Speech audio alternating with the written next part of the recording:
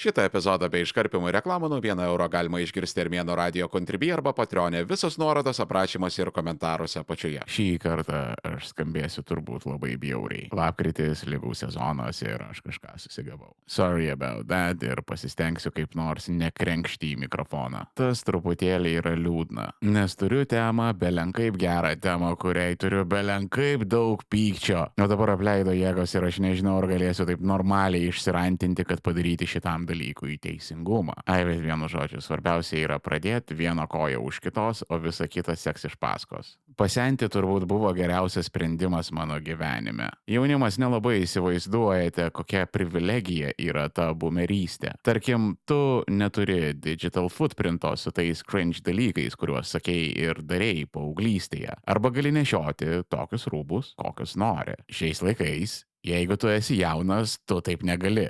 Nes dabar prekės ženklai yra svarbu. Oh my god, tu neironiškai nešioji Hilfigerį, ką tu sau leidi? Ir vaikučiai užsiparinę ieško outfitų, kad nebūtų šlepomis. Ir kas juokingiausia, visi rūbai dabar yra identiški. Ta pati medžiaga, tas pats pasiuvimas. Ir gana dažnai nutinka, kad tie rūbai yra pasiūti tose pačiose Kinijos uigūrų vergų darbo stovyklose. It's the same picture. Hilfigeris, konversai. Patinka keiksmažodžiai? Prenumeruok Armėnas Plius tik už 1 eurą į mėnesį Armėno radio Contribui arba Patreon'e ir klausyk epizodų be reklamų ir iškarpimo. Visus nuorodas aprašymuose ir komentaruose apačioje. Pasaulis dabar yra visiškai globalizuotas. Dauguma aprangos brandų priklauso grupiai megakorporacijų. Ir ten dirba tie patys dizaineriai, kurie pastoviai laksto iš vieno korpo ir kito. Dėl to, kad ir kokie būtų skirtingi brandai ar stiliai, esminis dizainas yra nepasikeitęs. Tu turi preppy, tu turi trashy, tu turi mid, tu turi luxury stilių ir visa pasaulinė mada tai yra tiesiog šitų dalykų kombinacijos. Also, gana dažnai tas pačios kompanijos korpams daro marketingą ir komunikaciją. Ir dėl to net mados reklamos yra suvienodėję kitą kartą. Ir iš esmės šiuolaikinė mada yra apie tai, kad tie patys drabužiai yra parduodami skirtingoms auditorijoms. Bet nepaisant to viso suvienodėjimo, individualizmas yra karalius, nes tu tiesiog dabar negali ateiti į parduotuvę ir nusipirkti tai, kas tau patogu ir patinka. Kaip gerose senose dienose. O ne. Mes iš pradžių pagalvojam, ką tas drabužis pasako apie mane. Kaip asmenybę. O ten patogu, nepatogu, patinka, nepatinka, čia antriniai ir tretiniai klausimai. Nes pats svarbiausias dalykas šiais laikais, renkantis drabužį, yra ar gerai atrodys Instagrame. Ir žinot ką, jaunimas? Žinot kokia didžioji paslaptis, kurią atrandi su senatve? Visiems yra giliai ant tavęs. Tavo individualybė ir asmeninis brandas. Jeigu žmonėms svarbu, kad tu būtum su Tom Fordo akiniais, ar gyventum tam tikroje miesto dalyje, tau nuo šitų žmonių reikia laikytis kuo toliau. Ir jeigu tu nepasidarei šitų išvadų, patikėk. Laiko klausimas, kada tau šitie žmonės būtinai kažką padarys. Ir tu suprasi, kodėl aš taip sakiau. Nes tai yra basic as velniai. Žmonės, kurie neturi charakterio, kurie savo asmenybę susikūrė iš tiktokų ir reelsų, susiuvo ją kaip kokią Frankensteino pabaisą, nes paprasčiausiai neturi savo asmenybės. Ta dalyką jiems atstoja prekės ženklai, statusas visuomenėje, pinigai ir taip toliau. Mes turime žodį lietuvių kalboje – tuštybė. Žodynas tą daiktą apibūdina taip – tuštybė. Nebuvimas vidinio turinio – nerimtas dalykas. Pigus pasismaginimas. Ir buvusiam socialistiniam bloke tai yra labai didelė bėda. Tuštybės. Labai daug maivimosi ir išsipisinėjimo. Todėl, kad mes buvom okupuoti žmonių, kurie draudė būti individais. Ir 90-aisiais išsilaisvinusi iš Rusijos priespaudos, rytų Europą iš karto šovė į priešingą pusę. 1K paramos fondas jau užtiso daugybę orkų šventoje Ukrainos žemėje, bet tų orkų yra daug ir mums labai reikalinga jūsų pagalba juos pirkti orkus kartu su 1K paramos fondu. donate.1kfund.org arba ieškokit nuorodo komentaruose apačioje. Ačiū Jums labai. 1K paramos fondas. Mes visus Kažkada tai nurims. Bet meantime, mes būsim brutalaus botokso ir jaguarų prie bendrabučių kraštas, nes būtent taip atrodo tuštybė. Ir patikėkit, tuštybė yra visuose socialiniuose sluoksniuose. Tuštybė yra pas teleloto runkelius, tuštybė yra, kai gyveni Vilniaus senamiestyje su langais į katedros aikštę, bet vos išgali tai apmokėti. Daugam tai bus staigmena, bet Bentley yra ubagų mašina perkama dažniausiai už paskutinius pinigus. Pasižiūrėkit skelbimuose. Bentley kainoms antrinėje rinkoje savoka dugnas paprasčiausiai neegzistuoja, nes dauguma naudotų Bentley yra reanimacinės būklės. Istorija visada yra tokia pati. Įkrito Kentas į pinigus, nusipirko Bentley, o tada varkė užsidarė ir pinigų mašinos priežiūrai nebeliko. Dėl to 7 iš 10 naudotų Bentley yra nugandošinti į mėsą būklės. Beware, tuštybės draugai. Jos ištuštins jums galvą ir širdį.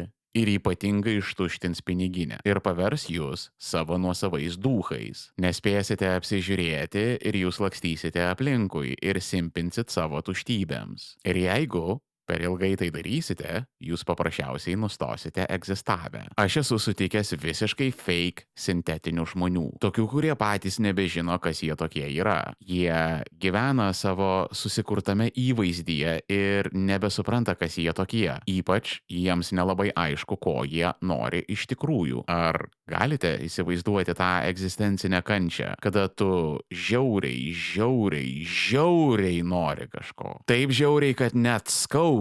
Tik viena bėda.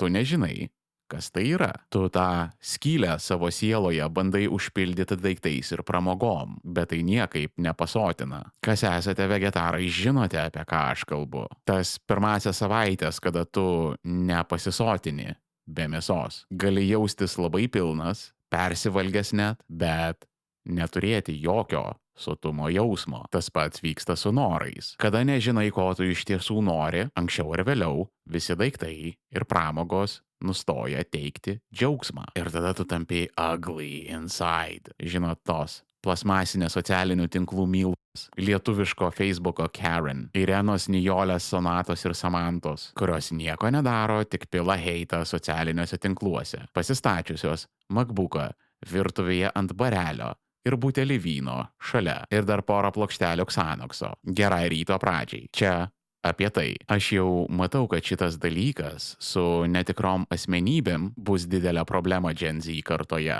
Čia, yra labai pažeidžiami vaikai. Socialinės medijos mums boomeriams yra laisvalaikis ir pajamos.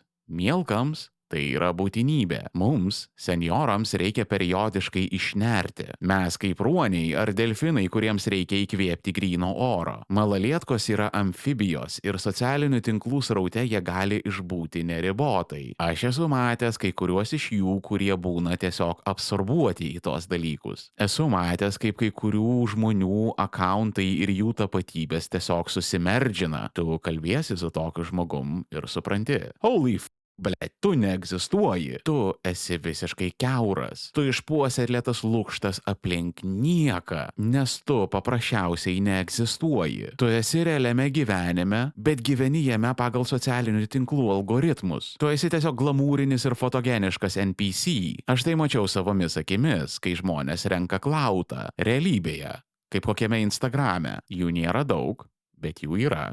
Ir to užtenka, ypač kai matai, kad tokių daugėja. Atvira paslaptis, kad aš kartais kompiraitinu influenceriams. Ir žinot ką? Visi lygi vieno. Visi lygi vieno yra apsimetėliai. Aš jiems tai sakiau į veidus. Sakau tai dabar. Ir jie visiškai su manim sutinka. Nesipriešina ir nesiginčia, tik nuleidžia galvas ir sako taip, seni. Tiesa, aš apsimetinėju. Realiame gyvenime esu visai kitas asmuo nei socialiniuose tinkluose. Aš esu produktas, kurį selinu savo auditorijai. O tada aš savo auditoriją selinu brangiausiai mokančiam reklamdaviui ir padarau iš jų produktą. Patikėkit, jie viską patys gerai supranta ir viską pripažįsta. Ir žino dar ką, jie žostkai dėl to blogai jaučiasi, jiems tai nepatinka, jie amžinai nelaimingi ir dauguma baigia literaliai išprotėti, todėl kad dvigubi gyvenimai labai brangiai kainuoja. Lygiai taip pat, kaip tu negali suskaidyti savo kūno, kojos atskirai, rankos atskirai, galva atskirai, torsas atskirai, tu taip pat negali suskaldyti savo asmenybės. Dėl to influenceriai single-handedly išlaiko visą psichinę sveikatos industriją. Su visais psichiatrais, psichologais, psichoterapeutais, ligoninėmis, reabilitacijomis, antidepresantais, raminamaisiais ir antipsichotiniais vaistais. Bet influenceriai yra viena. Jie ratą išsuko, bet žmonės jį pasigavo ir ridena toliau patys. Daug kas stumia ant Instagramo. Ypač pastaruoju metu, kada šitas socialinis tinklas eina kuo tolyn, tuo cringe'yn. Tipo, tuštybės mugė, visi ten maivosi, yra net terminas specialus – Instagramo žmonės, kuris reiškia susireikšminusius Bet žinot, Instagramas yra palyginus nieko. Hebra, atsidarykit LinkedIną ir apsiraminkit. Ta cringe Instagramo mergaitė, wannabe aukštuomenė, kuri kelia foto su gėlėmis prie balto Mercedeso arba prie Nidos jachtų.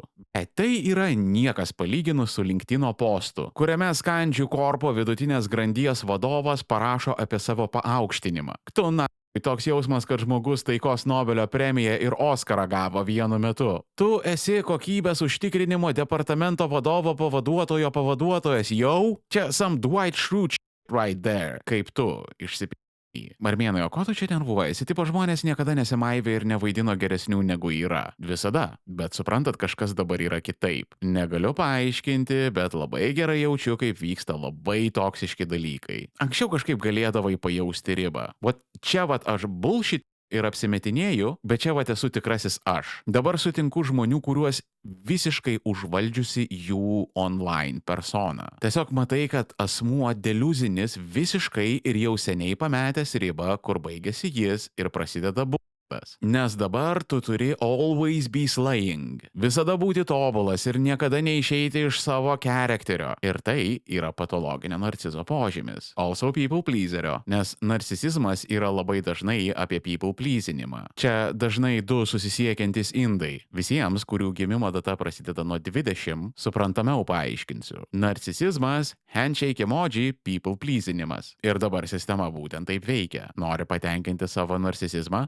Pleasing kitus žmonės. Nori būti populiarus socialinėje medijoje, ar nesvarbu, bet kokioje kitoje medijos platformoje, kalbėk apie tai, ką žmonės nori girdėti. Pastebėkit lietuviški meme page'ai. English speakerių internete pareina trendas. Ir tada netrukus jis yra virškinamas ir verčiamas lietuviškame internete. Nes žmonėms yra juokingi tie patys memesai. Ir jeigu tu nekalbėsi apie tai, ką žmonės nori girdėti, tu išnyksi. Arba virsi nišinį podcastą su pikčiausiu žmogumi pasaulyje. Anksčiau buvo taip. You better get good. Jeigu tu nori gyvenime kažko pasiekti. Dabar, jei nori kažko pasiekti, privalai apsimetinėti. Negali būti trapus, atviras ir pažeidžiamas. Jeigu tu esi autentiškas, tas autentiškumas turi būti kruopščiai sukontroliuotas ir surežisuotas. Game face always. Alpha pleaseriai dabar yra karaliai. Ir tai yra prasiskverbę visur. Aš jau kalbėjau apie tai epizode, kodėl tu nori išeiti iš darbo. Kad dabar yra visur paplitusi orientacija į klientą. Orientacija į klientą yra people pleasinimas, kitais žodžiais. Tai yra signalas, kad ateikit pas mane, aš jūs pleasinsiu. Pleasinsiu net jeigu reikės dūchinti darbuotojus vardan jūsų. Jūs su jais galėsite elgtis kaip šūkiais. Terorizuoti skambučiais naktį, savaitgaliais ir per atostogas. O aš kaip bosas viską toleruosiu. Ir jeigu manot, kad darbuotojams yra blogai, tai dar gerai neįsivaizduojat, kiek vardan klientų suvalgo jūsų bosas. Jis sėkmingas, bet jam tai kainuoja. Griuvusias santuokas, apleistus vaikus, kriplinančią kristės priklausomybę, nes tai yra tikras people pleasinimo veidas. Nelaimingas korporatyvinis adiktas, kuris nusimalkėmis garaže, užsidarė savo panameroje, nesulaukęs 50 ir nepalikęs raštelio. Čia pripasakojau truputėlį asmeninių dalykų, koks yra mano santykis su people pleasinimu. Bet jeigu Max atvirai, aš labai nemėgstu dalintis asmeniškumais, bet tuo pat metu gaila trinti, nes neblogas kontentas. Todėl dedu į Armėnas Pro, nes esu gobšas, gviešiuosi tavo pinigų ir kuo įžaliausiai naudojasi tuo dalyku, kad jeigu norėsi, tai mokėsi. Armėnas Pro, pilnos trukmės epizodai be reklamų. Užsisakyk planą Armėno radio Contribui arba Patreonė tik 4,99 € pirmąjį mėnesį. Visos nuorodos aprašymuose ir komentaruose apačioje. Šitą epizodą aš įrašau per 2 kartus, nes vakar man paprasčiausiai neužteko jėgų pabaigti. Ir šiandien prieš įrašinėdamas, kad nepameščiau minties, paklausiau pirmąją jo pusę. Ir man susidarė toks įspūdis, kad vietomis gali nuskambėti kaip isteriško boomerio klyksmas. Kokiais ištvirkusiais mes laikais gyvenam ir koks baisus yra tas jaunimas su savo homoseksualizmu, veipais ir dubstepu. Tai yra mažiausia, ką aš norėjau pasakyti. Jaunimas yra maladies, aš jūs visus užskaitau ir palaikau. Galite mane laikyti savo asmeniniu lenciūginiu šunim, nes aš bet kam iškasiu šikną, kas tik tai jūs kreivai pasižiūrės. Aš labai gerai atsimenu, kada buvau millennialsas 20-somethingas. Ir tai vyko kaip tik po globalios ekonominės krizės 2007-2008 metais. Pas visus buvo problemos ir mes niekam nebuvom reikalingi. Maždaug baigiai kažkokius mokslus, atėjai į darbo rinką ir tu ten davai orientuokis tam pasaulį, kaip tu nori ir kaip tau patinka. Va tavo Maksimos nuolaidų kortelė, išventinu tave į suaugusius ir eik su Kristumi. Boomeriai tik stumdavo, kokie mes esam useless. Gen X, ta karta, kuri ėjo iki manęs, jai buvo iš viso giliai po. Kas su mumis vyksta ir apskritai ar mes esam gyvi ar mirę, reikia pripažinti, kad Gen X-ai visiškai neglektino savo didžiųjų brolių ir seserų pareigas. Ir man nuo to laiko pasiliko tas labai stiprus bathartas. Žinot, kaip alkano vaiko sindromas. Kada esi patyręs badą vaikystėje ir dabar negali net žiauriai supuvusio maisto išmesti iš šaldytuvo. Tai va čia esu aš, žmogus, paskutinis šitoje visatoje, kuris kažką blogo pasakytų prieš jaunimą. Ir kada aš kritikuoju narcisizmo amžių, aš būtent kritikuoju tai, kaip reiškinį, bet ne jūs, kaip žmonės. Bet tuo pat metu turiu pasakyti, kad aš manau, kad jūs darote labai didelę klaidą. Taip, kiekviena karta stengiasi susikurti kažkokias išgyvenimo strategijas tam pasaulyje, kuriame jinai bando gyventi. Bet aš nemanau, kad jūs pragalvojote visus dalykus iki pat galo. Aš reguliariai bendrauju su daugybė iš jūsų ir aš matau, kaip jūs straglinate. Kaip jūs patys labiausiai kenčiate nuo to gyvenimo, kurį esate susikūrę. Nes narcisizmas, jisai nėra kažkokia abstrakcija. Tai yra dalykas, kuris gali būti atvaizduotas realiame pasaulyje ir tu gali pamatyti, kaip tai actually darko žmonės. Nes taip ir yra, nežabotas narcisizmas darko tave. Kaip kažkokia radioaktyvi ar toksiška medžiaga, jinai tave iškraipo ir paverčia į mutantą. Tarkim, vat yra mergaitės, 18-kinės, 19-kinės, kurios yra gavusios tiek plastikos, kiek savo neleistų naujosios Vilnios mylo. Ir tu pasižiūri ir galvoji, mergaitė, kas tau bus, kai tau bus 40? Tu jau dabar atrodai kaip silikoninė lėlė. Ir čia yra ne tik mergaičių dalykai, nes patikėkit, yra berniukų, kurie tikrąją to žodžio prasme plyšta per siūlės dėl savo milžiniškų bickių. Ir berniukai yra dar juokingesni, nes mergaitės net nelabai ir slepia, kokią plastiką jos yra pasidariusios. O berniukai visada, ne, seniai, aš natūraliai sportuoju. Ir tu toks esi, tėvai, tu esi 120 kg grynos masės. Tau rankos pavargsta kalbantis su mobiliu telefonu, nes tau jos paprasčiausiai nebesusilenkia per alkūnę. Tavo kūno judesiai yra suvaržyti kaip Michaelo Keatono Batmano. Ir hebra, visiškai netikėkit šitais dalykais, kada raumenų kalnui reikia šonu eiti pro duris ir jisai aiškina, kad jis visiškai natūralus ir švarus. 99 atvejai iš 100 tai yra visokiausi anabolikai, augimo hormonai ir kitokie panašus dalykai. Jo, kartais pasitaiko gamtos frykų. Taip yra žmonių, kurie natūraliai patys iš savęs labai lengvai augina raumenį. Nu, bet tai yra nenormaliai retai ir kada jūs matote prieš save mėsos kalną, kuris atrodo kaip jaunas Silvestris Stallone, daug šansų, kad tai yra tiesiog chimkė. Ir tai yra ne tik raumenis. Aną dieną Twitteryje mačiau 18-19 metų bičą su dažyta barzda, paišytais antakiais, permanentiniu padažytomis lūpomis, labai švelniai ir subtiliai, bet tai matėsi. Ir taip labai strategiškai sušukuotais plaukais, nes pas tą mielką akivaizdžiai jų yra čiut išslinkę. Bet taip čiut, kad to realiai net slinkimo nepavadinsi. Ir bičas yra antiek užkompleksavęs, kad puolė tai slėpti. 18-19 metų čuvakui.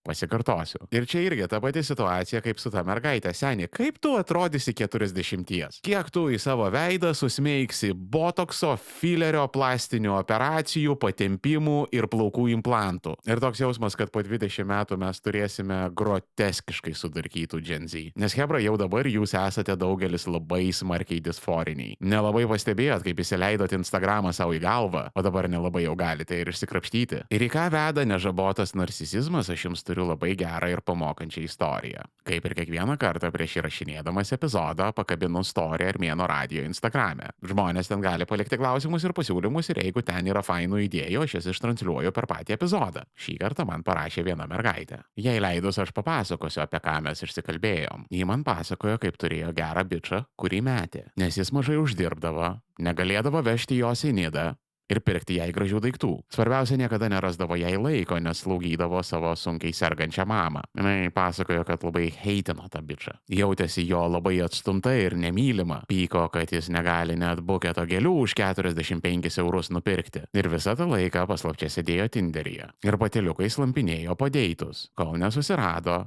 savo pasiturinčio svajonių bachūro. Ir tada labai greitai prametė tą pirmąjį. Ir pačioje pradžioje viskas buvo Nidulės, spa dienos, batai ir rankinukai. O tada vieną dieną mergina susirga vėžiu. Ir žinot ką, tas naujas bernas jai pasako viso gero. Aš jaunas ir noriu linksmintis, o tu užti su savo ligom. Actually taip ir pasakė žmogui, kuris serga vėžiu. Long story short, vėžį išsigydė, bet teko gultis į psichiatrinę. Iškrito iš univero, jie dabar intensyvioje psichoterapijoje, ant vaistų. Išlaikoma tėvų ir rankiojasi savo gyvenimo po kruopelytę, nes patikėjo tuo pasauliu, kurį jai paišė socialinės medijos. Todėl, kad žmonės, ypatingai jauni žmonės, nepajaučia, kad socialinių medijų realybė ir tikras gyvenimas čia yra du visiškai skirtingi dalykai. Instagrame niekas nerodo, kai tave gliūčino ofise, nes tau žoska miego depravacija. Todėl, kad tavo kūdikiui kalasi dantis ir jis visą naktį šviegė ir negalėjo nurimti. Ten nepamatysi to straglo, kada tavo tėvai sensta ir nebegali pasirūpinti savimi. Instagrame neparodys tos dienos, kada tau atsiranda kolostomijos maišas ant pilvo. Kad santykiai yra ne tik fotogeniškos vasaros Juodkrantėje, ne belenkiek karatų sužieduotuvių žiedas, ne seksy apatiniai, ne trysomai su gotėmis ant temkių, nes gyvenimas yra ir apie hipotekas, ir darbo praradimus, ir asmeninės netektis, visus tos persileidimus bandant susilaukti vaikų, krizes ir gyvenimo dramas, dalykus, kuriuos reikia išgyventi kartu, ir tos ilgus laikotarpius, kada kantriai padedi savo žmogui ir tiesiog lauki, kol jam tai kažkaip pasibaigs. Aš nesakau, kad yra blogai mylėti save ir siekti malonumų, bet hebra, for real, reikia jau stabdyti su tuo narcisizmu. Reikia neišprotėti su ta individualybė. Ir svarbiausia nepamiršti, kad esame kažkieno didesnio dalimi. Whatever that means, tas kažkas didesnis. Dievas ar doleris nesvarbu. Svarbu yra tas jausmas, kad esi ne vienas ir esi kažkieno labai didelio ir svarbaus dalimi. Iš esmės, narcisizmas yra apie laimės paieškas, kaip ir daugelis kitų dalykų, nes žmogus yra labai primityvus gyvūnas ir visas jo elgesys susiveda į du taškus – minimum kančios, maksimum malonumų. Laimė nėra raketų mokslas. Jos receptas yra seniausiai žinomas. Jeigu žiūrėsite atidžiai, jūs tą dalyką galite pajausti visur. Ir Instagrame, ir šventajame rašte, ir ką žmonės dirba visą dieną vaikiškoje knygelėje. Nes laimė yra tiesiog gebėjimas mylėti save, buvimas su žmonėmis, kuriais gali visiškai pasitikėti, ir prasmės buvimas tavo gyvenime. That's it. Tam nereikia idealių lūpų, tam nereikia sultingų papų, tam nereikia bijo iki žemės, tam nereikia auksinio Mazeračio, tam nereikia buto Pilies gatvėje, namo žvėryne ir vasarnamio Nicoje. Netikite manimi, tai tiesiog around and find out. Ir vieną dieną jūs kaip ta mergaitė atsidursite pas Armėną diemuose ir rašysit springdami iš apmaudo, kad Armėnai tu buvai visiškai teisus ir tu neįsivaizduoji, ką iš manęs padarė 20 metų Turkijos plastinių operacijų ir gariūnų anabolikų. Around and found out. Bro, be careful, tuštybės, draugai, nes tai, kas yra tuščia, dugno pagal apibrėžimą neturi. O kitą kartą podcastas bus specialiai berniukams, nes man paprasčiausiai nusibodo klausyti, kaip jūs feilinate datinge, kaip darote visiškus rookie mistakes ir, kas svarbiausia, skaudinate mergaitės. Armėnas šito ramiai palikti negali. Todėl bazinis džentelmeno komplektas, koks turi būti vyras, kitą kartą per Armėno radiją. Jeigu nenori laukti ištisos savaitės, epizodas jau guli Armėno radio Contribui arba Patreon'e, prenumeruok Armėnas Pro ir klausyk visų epizodų iš anksto viso labo 4,99 € į mėnesį, visos nuorodos aprašymuose ir komentaruose apačioje. Kur dar internete būna Armėnas? Ieškokit manęs @Armėnas, viskas vienoje vietoje ir pažiūrėkit aprašymuose ir komentaruose apačioje. Jeigu esate tikri Armėno kentai, laikinat, sharinat, komentuojat, subscribinat ir rekomenduojat visiems. O šiandien tiek. Iki kito.